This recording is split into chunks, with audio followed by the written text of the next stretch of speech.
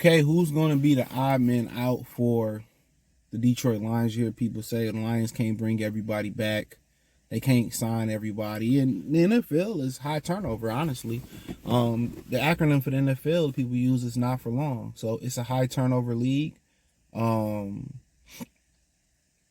think a lot of people don't really know that. It's a high turnover league. The average career is what, 2.5 years. So at the end of the day, it's gonna be guys, especially with non-guaranteed contracts, it's gonna be guys that get injured, guys that fell off, guys that's not as productive. That's what I mean, fell off. So honestly, when you look, it's hard to project.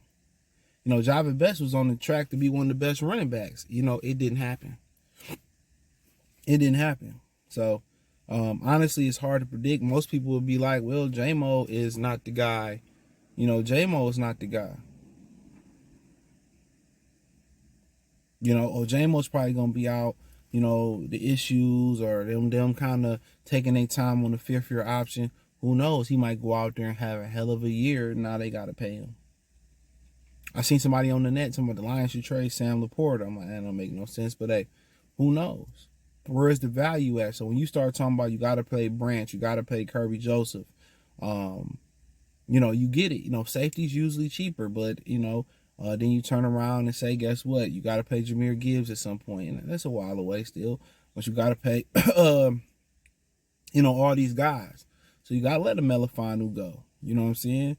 Eventually, if Lee McNeil don't come back, productive, that's another issue. You got veterans that you can release and not pay nothing and rotate guys in. So the cap always goes up. And when you don't spend the money in free agency on the big money, they got money to spend. It's ways to, front load, turn shit into signing bonuses. The only thing about it sounds like, in my opinion, I'm not sure about signing bonuses, is that you got to front that money up front. You got to pay them right now. Instead of spreading a $50 million signing, I know this is absurd money, but $50 million signing bonus, instead of paying it out over 10 or 12 or 16 weeks and pay it out right now. So, honestly, it's just so much that can change. Everybody looking to the future. Everybody ain't going to make it. You know what I'm saying? Like, there's going to be guys that have injuries, going to be guys that fell off. It's going to be decisions to make. It's going to be younger guys that you can come in, and when you start looking at the replaceable positions, you start looking at running back, receivers, you start looking at that. You start looking at the critical positions like pass rusher, quarterback. Those the guys that you want to take care of first. So you talking about usually the importance when you starting a team is quarterback, blindside protector for the quarterback. For a right-handed quarterback, it's the left tackle. For the left-handed quarterback, it's the left tackle. Depending on how you want to play it, right? Then you start talking about, after that, pass rusher. So they locked up, Goff, Taylor Decker and Sewell locked up. Then you got to lock up Aiden Hutchinson, and then you go accordingly. They locked up St. Brown. Then you start to lock up your best player. So you locked up St. Brown. You know what I'm saying? Then, you looking to lock up Kirby Joseph. You're probably going to be looking to lock up Brian Branch soon. Probably going to be looking to lock up Sam Laporta, Jameer Gibbs. Some of these other guys, Jack Campbell, you're going to be looking to lock up. So that's why that's the foundation of the team, and you don't go spend a large amount of money on free agents so you can lock those guys up. And you also have to remember, the NFL cap keep going up. The NBA is no comparison. They keep losing viewerships. No matter if they sign a good TV deal, it's just nothing to watch on TV. They keep losing money. Keep going down the line, right? And you keep thinking about, okay, what else Major League Baseball lost a deal with ESPN. Keep going down the line. NHL is the one sport that's on the rise. Major League Soccer, still nobody care. Even other sports are not really as productive because there's not a lot of American stars in golf.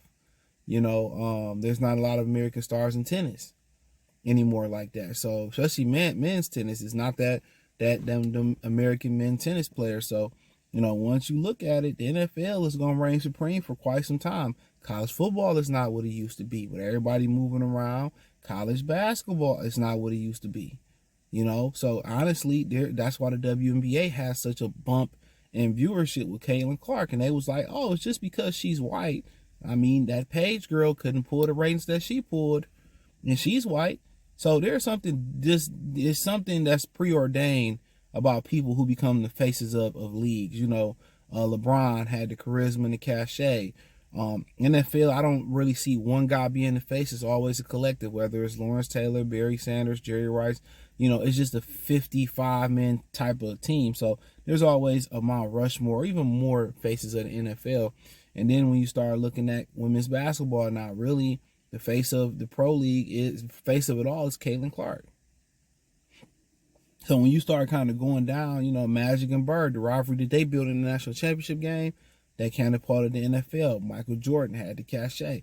So at the end of the day, color, race, creed, ethnicity, I don't know what all goes into somebody being the face of a league, because I just think it's an aura thing. Guys have been very, more talented than some of the faces of the league, but they weren't the face of the league. Obviously, it's a push, but they can't push anybody as the face of the league. So that's a different conversation. But right now, the NFL is just gonna keep going up and up. Now they trying to fuck the game up, trying to spread themselves too thin. It's like you attacking, you doing an attack, and you trying to take over the world like Pinky and the Brain, but you spreading yourself too thin. I feel like the NFL is going too thin. Forget Christmas. Let the NFL have Christmas. Forget Thursdays. If I'm the NFL players, if we gonna get an 18th game, which I wouldn't do it, no guarantee, no franchise tags, neither one of them. No Thursday games, and no Christmas games. No, we should traditionally be playing on Sunday and Monday. It's nothing wrong with that. Let everybody else have their stuff. This is how stuff get watered down. Oh, let's do it on Thursday. Let's do it. No. Let's keep everything Monday and Sunday. Short, simple, and sweet. Now it's Monday. It's Thursday. It's Christmas. It's like I don't even watch some of them special games no more. I ain't watch that Christmas shit for real. Now on Thursday Night Football, I don't watch it because it's not a good product. It's like betting on it's like betting on the NBA. I had a homie who was really good better. He said, you never bet on Sundays. He said, you never bet on, I don't bet on Sundays. So, NFL, I don't deal with Thursday Night Football. It's a depleted product. Most of them guys still hurt and they still sore. So, I just don't really understand. The NFL is just greed. But, hey, that overhead going to keep going up. They going to keep making more paper. And it'll play itself out. But, we'll see what happens. Honestly, from season to season, you just never know. Somebody might get injured and have to take a team-friendly deal. They might draft a new superstar. He might take a spot for cheaper. So that's why you build through the draft, because it is cheaper. It's a lot cheaper. So check out Detroit Lions Talk playlist. Let me know what y'all think. Hit the link in the description. Follow me on X, Instagram, Spotify, Anchor, Cash App, Venmo, PayPal, Amazon, Kick, Twitch, the whole nine. Appreciate the love and support. Let me know what's in the comment section. Peace.